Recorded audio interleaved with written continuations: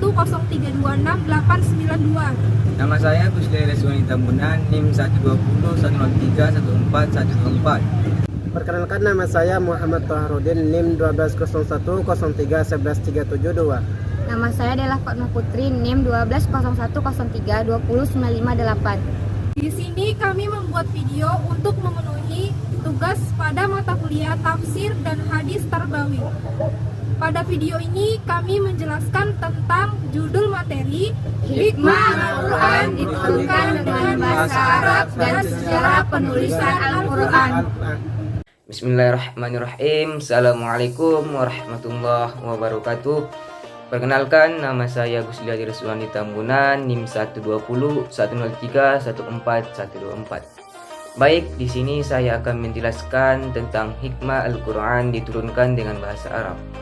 Al-Quran merupakan kalamullah atau firman Allah yang diturunkan kepada Nabi Muhammad SAW sebagai petunjuk umat manusia agar ia mampu membedakan kebaikan atau keburukan, ketaatan atau kemaksiatan, hal yang berpahala ataupun berdosa.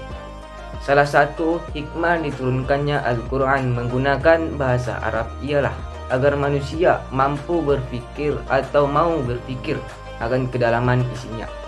Karena tanpa menguasai bahasa itu, niscaya manusia tak akan mendapatkan pemahaman yang maksimal akan isinya.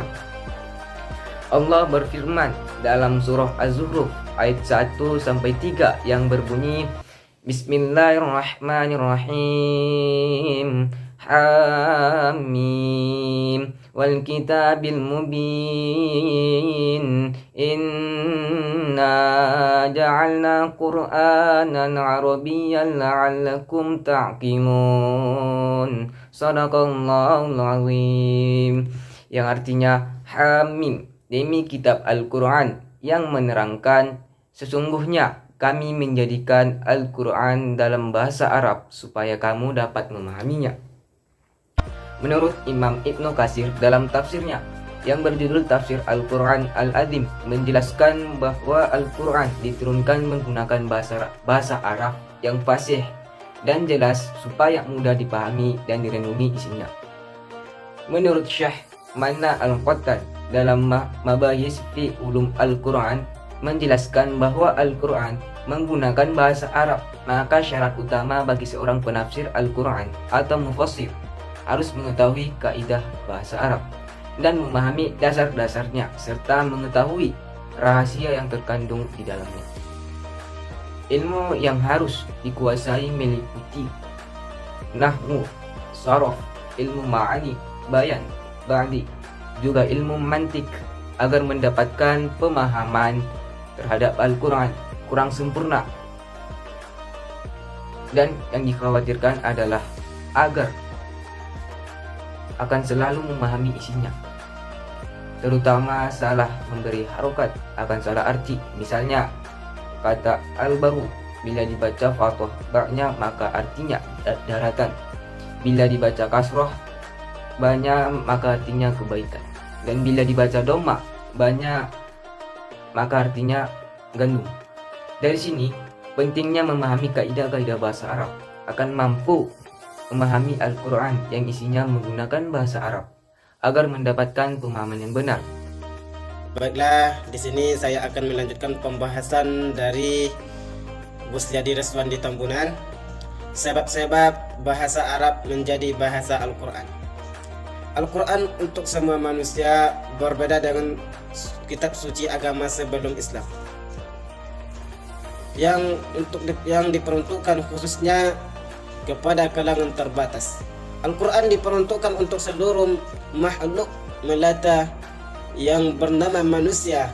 Maka bahasa yang digunakan Al-Quran haruslah bahasa yang punya posisi strategis semua bangsa manusia, dan bahasa itu adalah bahasa Arab. Dengan sekian banyak alasan, di antaranya yang pertama, bahasa Arab adalah bahasa yang tertua di antara bahasa Arab yang paling banyak memiliki kosakata. Yang kemudian, Al-Quran berlaku sepanjang masa. berbeda dengan kitab suci agama lain yang hanya berlaku terbatas. Al-Quran sebagai kitab suci diberlakukan untuk masa waktu yang tak terhingga, bahkan sampai datang kiamat. Maka bahasa yang diturunkan Al-Quran haruslah bahasa yang digunakan oleh manusia sepanjang zaman. 3. Al-Quran mengandung informasi yang padat. Di antara keistimewaan bahasa Arab adalah menanggung informasi yang padat dalam huruf-huruf yang singkat. Sebuah ungkapan yang hanya terdiri dari 2 kata atau 3 kata dalam bahasa Arab mampu memberikan penjelasan yang sangat luas dan mendalam, sebuah kemampuan yang tidak pernah ada di dalamnya bahasa lain. Sejarah awal penulisan Al-Quran. Penulisan Al-Quran telah dimulai pada zaman Rasulullah SAW. Namun, Al-Quran lebih banyak dihafalkan daripada ditulis, karena kemampuan menghafal para sahabat sangat kuat dan cepat, dan jumlah penghafal pada saat itu sangat banyak. Di sisi lain, pada masa itu jumlah yang dapat membaca dan menulis pun sedikit, serta sarananya masih terbatas, yaitu pelepah kurma, potongan kulit, permukaan batu cadas atau tulang belikat unta. Pada zaman Khalifah Abu Bakar As-Siddiq radhiyallahu anhu 573 sampai 634 Masehi tahun 12 Hijriah. Banyak penghafal Al-Quran yang wafat terbunuh di dalam beberapa peperangan. Maka Abu Bakar radhiyallahu anhu memerintahkan para sahabatnya untuk mengumpulkan Al-Quran agar tidak hilang. Sebuah riwayat menyebutkan bahwa Umar bin Khattab radhiyallahu anhu mengemukakan gagasan untuk menulis Al-Quran kepada Abu Bakar radhiyallahu anhu setelah selesainya perang Yamamah 632 Masehi. Namun Abu Bakar radhiyallahu anhu tidak mau melakukannya karena takut dosa, sehingga Umar radhiyallahu anhu terus-menerus mengemukakan pandangannya sampai Allah Subhanahu wa taala membukakan pintu hati Abu Bakar radhiyallahu anhu. Kemudian beliau memanggil Zaid bin Sabit radhiyallahu anhu gunanya mencari dan mengumpulkan naskah Al-Quran yang ditulis di atas pelepah kurma, permukaan batu cadas, dan dari hafalan para sahabat Nabi. Mushaf tersebut berada di tangan Abu Bakar radhiyallahu anhu hingga wafat. Kemudian dipegang oleh Umar hingga wafat, dan kemudian dipegang lagi oleh Hafsah binti Umar. Seiring dengan penyebaran Islam keluar wilayah Arab, pada zaman Khalifah Utsman bin Affan 577 sampai 656 Masehi pada tahun 25 Hijriah, muncul perbedaan di antara kaum muslimin dan hal dia bacaan Al-Quran. Perbedaan itu sesuai dengan mushaf-mushaf yang berada di tangan para sahabat radhiyallahu anhu. Setelah menyelesaikan penulisan Al-Quran, dalam Al-Quran, Utsman radhiyallahu anhu mengembalikan mushaf itu kepada Hafsah dan mengirimkan hasil pekerjaannya ke seluruh penjuru negeri Islam. Khalifah Utsman radhiyallahu anhu juga memerintahkan untuk membakar naskah mushaf Al-Quran selainnya. Kebijakan Utsman radhiyallahu anhu menjadikan mushaf Al-Quran tak berubah dari awal sampai sekarang. Disepakati oleh seluruh kaum muslim serta diriwayatkan secara akuntabel menurut kaidah periwayatan dalam Islam. Selanjutnya saya akan menjelaskan kembali sejarah penulisan Al-Quran dan pengumpulannya berlangsung. Tahap pertama, pada masa Nabi Muhammad SAW. Pada masa ini masih sedikit orang yang bisa baca tulis karena keterbatasan media tulis. Sehingga saat itu siapapun umat Islam yang telah mendengarkan satu ayat, maka dia langsung menghafalkan atau menuliskan ayat tersebut dengan media yang seadanya, baik di tulang belikat unta, pelepah kurma, potongan kulit, atau permukaan batu. Tidak heran kalau jumlah penghafal Al-Quran pada saat itu sangat banyak. Di kalangan para sahabat sendiri, masih banyak penghafal Al-Quran lainnya seperti Khulafaur Rasyidin, Salim bekas budak atau Muzaifah, Mu'az bin Jabal, Abu Darda radhiyallahu anhu, Abdullah ibnu Mas'ud, dan Zaid bin Sabit.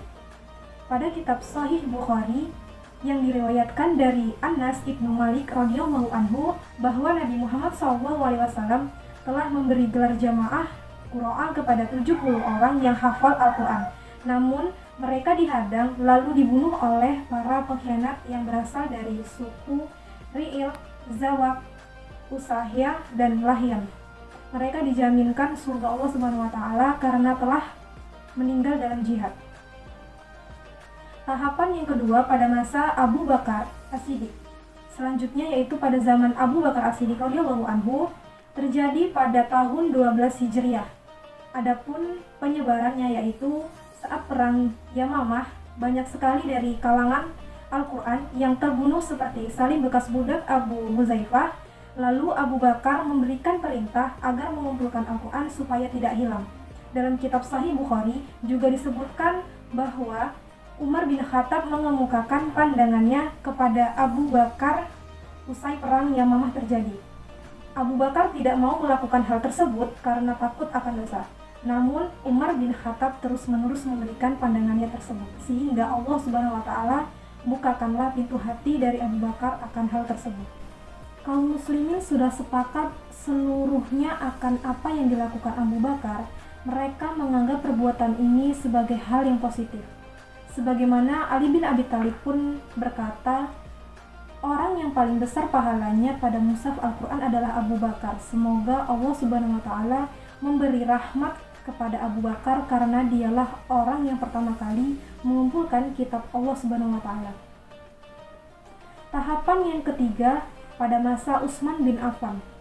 Tahap terakhir pada zaman Utsman bin Affan di tahun 25 Hijriah. Saat itu terjadi perbedaan kaum muslimin di alek bacaan Al-Quran yang sesuai akan perbedaan mushaf tersebut. Karena khawatir terjadi fitnah, Utsman bin Affan segera memerintahkan pengumpulan mushaf tersebut menjadi satu mushaf, sehingga kaum muslimin bacaannya tidak akan berbeda dan kemudian bertengkar. Perbedaan pengumpulan yang dilakukan oleh Abu Bakar dan Utsman bin Affan adalah terletak pada tujuannya. Tujuan dari Abu Bakar untuk menuliskan serta mengumpulkan seluruh ayat-ayat Al-Quran dalam satu mushaf supaya tidak tercecer dan tidak hilang. Sedangkan tujuan Utsman bin Affan yaitu untuk mengumpulkan karena dikhawatirkan akan adanya perbedaan dialek pada bacaan Al-Quran tersebut, sehingga dilakukannya pengumpulan menjadi satu mushaf Al-Quran.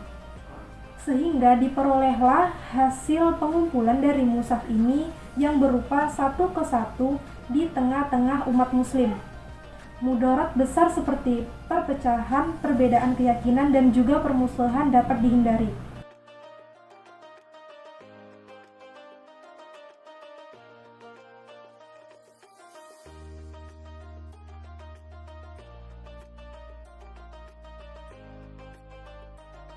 Itulah sejarah penulisan Al-Quran dan pengumpulannya.